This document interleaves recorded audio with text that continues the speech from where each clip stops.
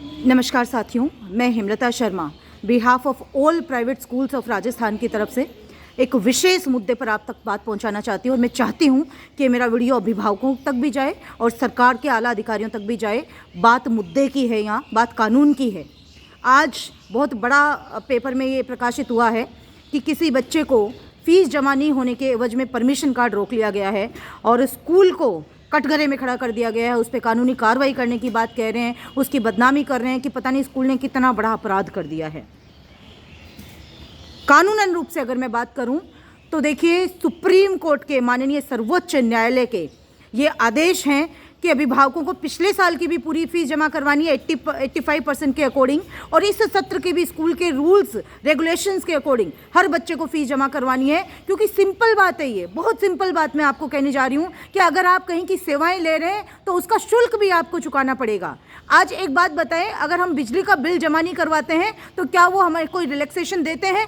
Penalty तक तो नहीं छोड़ते हैं, वो बाकायदा बिल जो मीटर है, जो कनेक्शन है, वो काट के जाते हैं। तो क्या एक बिजली पानी ये क्या आम सुविधा के अंदर नहीं आता है? ये तो मूलभूत ज़रूरत है ना इंसान की। तो जो सरकार 1 रुपया भी नहीं छोड़ती है, तो सारी एक्सपेक्टेशंस, सारे कानून कायदे स्कूल के ऊपर ही क्यों एक स्कूल को कटघरे में खड़ा किया जाता है? क्यों एक स्कूल को अपराधी समझा जाता है और उसके साथ ऐसा व्यवहार किया जाता है कि पता नहीं उसने क्या कितना बड़ा गुनाह कर दिया, कितना बड़ा पाप कर दिया है?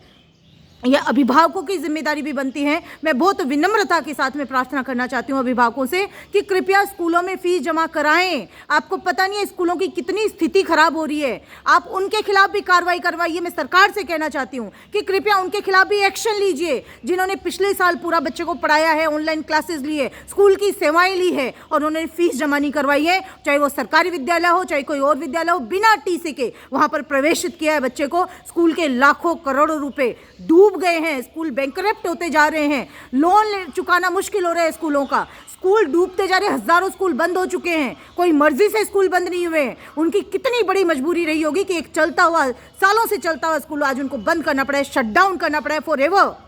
अतः ये संपूर्ण स्कूलों की तरफ से मैं ये चेतावनी देना चाहती हूँ उन लोगों को भी जो नेतागिरी कर रहे हैं और जो ये कहते घूम रहे हैं कि भैया स्कूल ने ऐसे क्यों कर दिया है। साहब, कोई भी स्कूल दिल से नहीं चाहता है, लेकिन स्कूल की भी मजबूरी होती है। इस प्रकार करके तो कोई अभिभावक फीस नहीं देगा। कोई अभिभावक, साहब आप परमिशन कार्ड रोक नहीं सकते हैं, तो देखिए कोई स्कूल ऐसे बाउंड नहीं है। आप ध्यान से सुनिएगा कि जो लोग इस प्रकार से नेतागिरी कर रहे हैं वो अपनी हद में रहें। इस प्रकार की नेतागिरी उनको शोभा नहीं देते हैं। एक बहुत अच्छा रिलेशन प्राइवेट स्कूल और अभिभावकों के बीच में रहता है, उसको आप स्पॉइल करने की चेष्टा ना करें। कानून से परे कोई नहीं है। और जहां सर्वोच्च न्यायालय ने कह रखा है कि अभिभावकों को फीस तो देनी ही पड़ेगी, लास्ट ईयर की 85 के अकॉर्डिंग और इस वर्ष के 100% के अकॉर्डिंग, तो ये सारी चीज़ें क्यों आती है? क्यों स्कूलों को गुनहगार बनाया जाता है? उन अभिभावकों के खिलाफ क्या कार्रवाई की जा रही है जिन्होंने फीस नहीं जमा करवाई है, जो कोई रिस्पॉन्स नहीं दे रहे हैं स्कूल को? आखिर स्कूल चलेगा कैसे बिना फाइनेंस के? अतः कृपया इस बात का विशेष ध्यान रखें। और मैं सरकार से भी behalf of entire private schools of Rajasthan ये करबद्ध अपील करती हूँ कि साहब, कानून सब पर बराबर होता है। आप स्कूल को गुनहगार बना के कार्रवाई कर देते हो क्योंकि बहुत बड़ा सॉफ्ट टारगेट आपने बना रखा है। अतः उन लोगों पे भी कार्रवाई करिए साहब, जिन्होंने स्कूल की फीस खा के बैठे हुए हैं, जिन्होंने स्कूल की फीस जमा नहीं करवाई है। और ये मैं बहुत एक गंभीरता के साथ में ये बयान दे रही हूँ कि लोगों ने गाड़ियाँ खरीदी है साहब, उनकी डीपी पे देखते हैं फीते कट रहे हैं, रिबन लगे हुए हैं, लोगों ने फ्लैट लिए, लोगों ने जमीनें लिए, and when the matter comes to deposit the fee, उनके बिजनेस बंद हो गए साहब, उनके कामकाज बंद हो गए। मानते हैं कुछ अभिभावकों को प्रॉब्लम भी आए हैं, लेकिन सब ऐसे नहीं है। आप रिकॉर्ड उठा के देखिएगा स्कूलों का, कितनी लाखों करोड़ों रुपए डूबे हैं साहब। उसकी जिम्मेदारी कौन लेता है? क्या सरकार वो पैसा देगी? क्या शिक्षा विभाग वो पैसा देगी? या अभिभावक पैसा देगी? जिसकी जिम्मेदारी बनते हैं उनको उनका भुगतान करना चाहिए। और please, it is my humble request, don't make target to any private schools. जिस प्रकार आप लोगों की भी यूनियन है, उस प्रकार प्राइवेट स्कूलों की भी यूनियन है। और देखिए, दादागिरी तो किसी की बर्दाश्त नहीं होती। कानून सब पे बराबर होता है। कानून जितना मुझ पे लागू होता है साहब, उतना आप पर भी लागू होता है। अतः सब अपनी अपनी लिमिट्स में रहें, सबको कानून की पालना करना सुनिश्चित करें और किसी को टारगेट बनाते हुए बदनाम उसको नहीं करना चाहिए।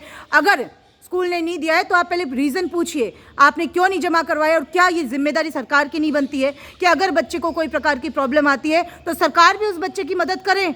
अभिभावक जो यूनियन बना के आप लोग बैठे हो, क्या आपकी जिम्मेदारी नहीं है कि आप भी ऐसे बच्चों की मदद करें? सारा का सारा ठीकरा आप स्कूल पे फोड़ देते हो, सारी जिम्मेदारी स्कूलों की है।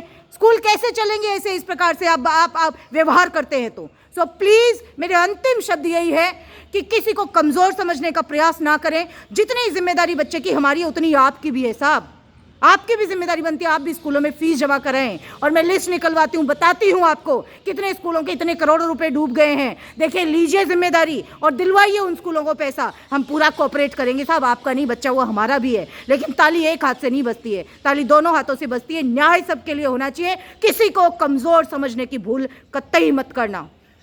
सरकार भी, अभिभावकगण भी, और जो नेता चुड़बैया नेतागिरी करते हैं वो तो कान खोल के सुन लीजिएगा कि कृपया अपनी अपनी जिम्मेदारी सब निभाएं। कमज़ोर समझते हुए किसी पे दादागिरी नहीं चलेगी।